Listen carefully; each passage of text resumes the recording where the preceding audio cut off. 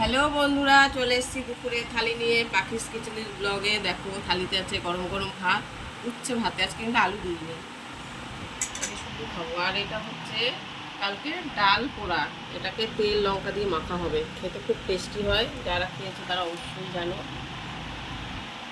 আর রয়েছে দুটো মাছের ডিমের পোড়া, তো ভালো লাগে তো খেতে, প্রিয়।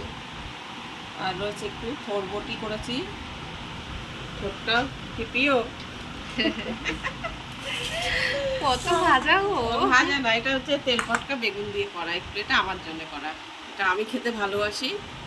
আর রয়েছে লাস্ট পাতে হাঁসের ডিমের রসা। দেখো বন্ধুরা, খালি কালার দেখো, কোনো কথা হবে না, এত সুন্দর। কিন্তু মেয়ের জন্য পোলট্রি ডিম দেওয়া আছে, মেয়ে আবার হাঁস খায় না। কালার দেখেছিস? একটা তুলে দেখ। দেখো, এই যে। দারুণ দারুণ রসা হয়েছে, একদম মাখো মাখো হইলো। এই হচ্ছে ভীষণ আজকের খেতে ভালো হবে অবশ্যই। রেসিপি। যার যার পছন্দ অবশ্যই আমাদেরকে লাইক কমেন্ট করে জানিও। টাটা।